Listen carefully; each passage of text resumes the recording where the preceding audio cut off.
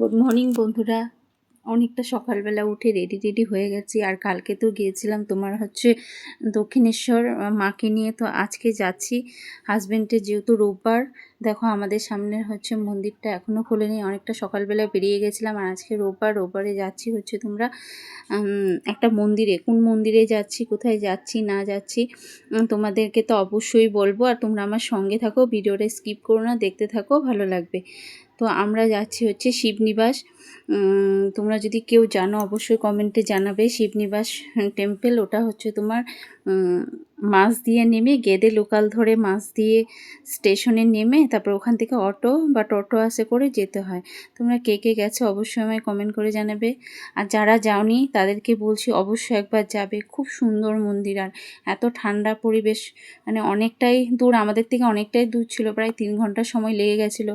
যেতে 3 ঘন্টা, আসতে 3 ঘন্টা, কিন্তু মন্দিরটায় গিয়ে খুব ভালো লাগছে। আর আমরা না এই মন্দিরটায় হচ্ছে মানসিক ছিল, সেখানে তার জন্য গেছিলাম। মানসিক ছিল হচ্ছে আমার দাদার মেয়ে, ছোটোবেলায় আমরা নিয়ে ওকে কি বলতো বাসে করে যাচ্ছিলাম, তখন হঠাৎ করে বাসটা তোমার অ্যাক্সিডেন্ট হয়। তো অ্যাক্সিডেন্ট হয়ে সবার কিছু কিছু লাগে, কিন্তু ওর পুরো যে রডটা থাকে না মাথার মধ্যে পুরো লেগে যাচ্ছে একদম। তখন কচি ছিল, বাচ্চা মানুষ, তখন মাথা দিয়ে প্রচণ্ড ব্লিডিং হচ্ছিলো, পুরো ফেটে যায়। তখন সঙ্গে সঙ্গে আমরা খুব কান্নাকাটি করি। আর তারপরে ওকে নিয়ে যাই নার্সিংহোমে। ওখান থেকে টিচ করে, মানে সেলাই টেলাই করে একটুখানি ভালো হয়। তো বাড়িতে নিয়ে আসার পর ওর প্রচুর টেম্পারেচার হয়, আর মাথা প্রচণ্ড পরিমাণে হচ্ছে মানে কি বলতো আবার সে একই ব্লিডিং হতে থাকে। তখন তাড়াতাড়ি করে আবার ডাক্তারের কাছে নিয়ে যাওয়ার পরে একটুখানি মেয়েকে সিটি করাতে বলে। তো সবাই খুব খাওয়া দাওয়া সব বন্ধ, মানে খুব খারাপ পরিস্থিতিতে ছিল একটুখানি মেয়ের এই পরিস্থিতি। তো ওখানে একজন ভদ্রমহিলার সাথে দেখা হয়। উনি এই বলল যে একটা শিব ঠাকুরের মন্দির আছে। তো নদিয়ায় শিব ঠাকুরের মন্দির কোথায় কি বিধান তো আমরা কেউ জানতাম না। বলছে ওনা তখন কি বলতো, মানে কোথায় মানত করব কি করবো, মানে বাচ্চাটা ভালো হোক সেটাই হচ্ছে সবথেকে বড় কথা। তো মানত করেছিলাম যে বাচ্চাটা যদি সিটি রিপোর্ট ভালো হয়, ভালো টালো হয়, তাহলে অবশ্যই তোমার এখানে গিয়ে পুজো দিব। কিন্তু কি বলতো সেই ভদ্রমহিলার সঙ্গে তো দেখা সাক্ষাৎ কিছুই নেই। আর এত তখন ইউটিউবের এখন যতটা চল হয়েছে তখন এতটাও ছিল না। তো আমরা এখন ওই মন্দিরটা কি করে বের করব, যেহেতু তোমার হচ্ছে বলেছিল নদিয়া, তো বড় মন্দির, তো অনেক খুঁজে টুজে, মানে ওখানে আমার একটা বান্ধবী থাকে, ওকেও আমি বললাম যে এরকম এরকম একটা মন্দিরের কথা বলছে। ও অনেক খোঁজ খবর নিয়ে টিয়ে তারপরেও বললো যে ওটা শিবনিবাস, তোমার হচ্ছে মাছ দিয়ে নেমে যেতে হয়। ওই অ্যাড্রেসটা একটু বলেছিল আর কি। ও পুরোপুরি জানে না যে কোথায় মন্দিরটা, মানে ওখানে থাকলেও ওদের ওখান থেকেও প্রায় 1-1.5 ঘন্টার রাস্তা। তো যাই হোক, ঠাকুরের দয়ায়, ঠাকুর যেহেতু তখন মানত করেছিলাম ঠিক একদিন না একদিন দেখিয়ে দিবে। আর সেটা অনেক বছরই হয়ে গেছে মানত করছে, এখন সেই মেয়ে বড়ও হয়ে গেছে অনেকটা। তো এখানে দেখো মন্দিরে মানে গিয়ে ওখানে পুজো টুজো দিয়েছি, যেহেতু মানত ছিল তোমার, পুরো উপোস করে গেছি।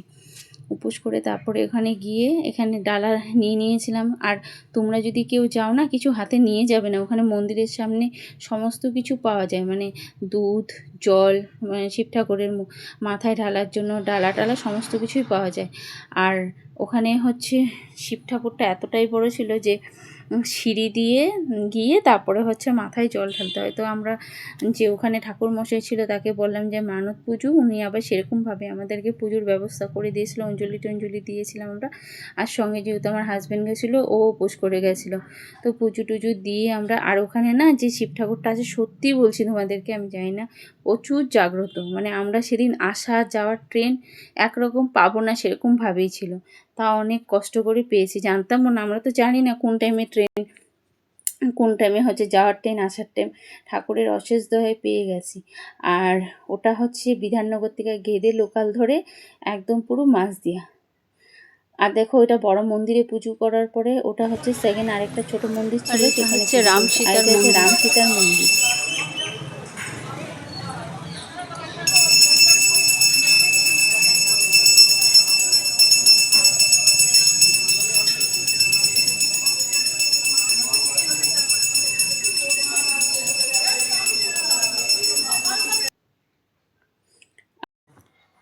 আর দেখো সকাল থেকে তো কিছু খাইনি, না খাওয়া ছিল, মানে খুব খিদে পেয়েছিল। অনেক ভোরবেলা ওখানে গেছি, তো সামনে দোকানপাটের মধ্যে দেখলাম ছোট ছোট দোকানপাট ছিল। ওখানে দেখলাম একটা দোকানে হচ্ছে কচুরি বিক্রি করছিল, আর একটা দোকানে পিঠাই পরোটা, আর সঙ্গে হচ্ছে তোমার ঘুগনি দিচ্ছিল। আর ঘুগনিটা কী বলো তো, প্রচুর পরিমাণে ঝাল ছিল, কিন্তু কিছু করার নেই, সকালবেলা কি খাবো। তো ওখানে একজনকে বললাম যে রচা পাওয়া যাবে, তো উনি বললো বানিয়ে দিতে হবে। তো রচা, আমি আর হাজব্যান্ড মিলে রচা, তার সঙ্গে বিস্কুট আর একটু পিঠাই পরোটা খেয়ে নিয়েছিলাম। আর তোমাদেরকেও তো বললাম ট্রেনে হচ্ছে যাওয়ার সময় অনেক কিছু পেয়েছি, কিন্তু যেহেতু তোমার মানত পুজো ছিল, উপোস ছিলাম, কিছুই খাইনি সেরকম। আর এখন একটুখানি সে উপোস প্রসাদ খেয়ে উপোসটা ভেঙে তারপরে হচ্ছে এখানে ওই পিঠাই পরোটা বানাচ্ছিল। আর উনি পিঠাই পরোটা বানাতে বানাতে তোমার অনেকটাই সময় দেরি করে ফেলেছিল। তার আগে একটু ওই যে চা বিস্কুট খেয়েছিলাম। আর সামনে দেখো শাক বিক্রি করছিল। আর আমি জানো তো আসার সময় এক জায়গায় দেখলাম হচ্ছে শীষ পালং। আর আমি না শীষ পালং খেতে প্রচণ্ড পরিমাণে ভালোবাসি। তোমরা আমার মতো শীষ পালং খেতে কে কে ভালোবাসে অবশ্যই কমেন্ট করে জানাবে। আর এই যে দেখো এখানে দুজন ভদ্রলোক ছিল, ওনারা অনেকে মাঝে মাঝে এখানে এসে পুজো দিয়ে যায়। আর ওনারা বলছিল, ওনাদের কথাগুলো শোনো, যে যারা বয়স্ক লোক আছে তারা তীর্থ করতে যাবে না, যেতে পারবে না। পুরীতে আমার মা তো ঢুকতেই পারবে না, এত পুরীতে ভীষণ ভিড়। এরকম ব্যবহার কেউ করে? কালী মন্দিরে এরকম সব জায়গাতেও একই দেখছি, বড় বড় মন্দিরে এরকম নাম আছে, কিন্তু ইচ্ছার মতন আপনি পুজো করতে পারবেন না। এটা 250 বছরের পুরনো মন্দির। ঠিক আছে, কিন্তু এখানে যে হ্যাঁ, এখানে শৃঙ্খলা ভালোভাবে ভালো, আর দেখলাম, সুন্দর করে পুজো দেওয়া যায় অত এখানে। ভালোভাবে পুজো কিন্তু কোনো জায়গায় যায় না। কত বছর পরে কেমন থাকবে জানি না, তবে এখন তো ভালো আছে। লোকের লোকের বছর আসছি দেখি একই রকম আছে। কত বছর আছে? 4 বছর। আমি প্রথমে আমি 4 বছর ধরে আসছি। আর যখনই আসবে, যেদিন আসবে পুজো দেওয়া যাবে। এই না ঠিক আছে, সোমবার আছে, আজকে তো মঙ্গলবার থেকে সব কিছু শ্রাবণ মাসে একটু লাইন পড়ে সামান্য। শ্রাবণ মাসে ভিড় হয় প্রচুর। ভিড় হলেও এখানে ওরকম সিস্টেম নেই। এখানে স্থানীয় লোক ভিড় করে কেন, কিন্তু পুজো করে একটু এই জল খাবে বাড়িতে, ওই জন্য সবাই তো উপোস করে আর দূর থেকে আসতে পারে না। এই দাদা বলছে, আমি খেয়াল করতে পারছি না। আপনার 3 মাস আগে এসেছিলেন? আর হচ্ছে 4 বছর থেকে আসি, খাই আপনার এখানে। বাবু একটু সবজি দাও না। ও, আপনারা অনেক দিন ধরে আসেন এখানে? মানে প্রতি মাসেই আসেন নাকি? না, না যখন সময় পান আর কি। কি আসে? আমাদের থেকে তো অনেকটা দূর, বসে বসে পুরো পা ব্যথা হয়ে গেল। আমাদের তো আসল বাড়ি হচ্ছে বগুড়া। ও বগুলা আসলে বাড়ি। বাগুইআটি, বাবুইহাট, কলকাতা। বিধাননগর থেকে আরো ওই তো বিধাননগর থেকে ট্রেন ধরতে হয়। ওইখানে আমার মেয়ে আছে, ওই যে কৃষ্ণ।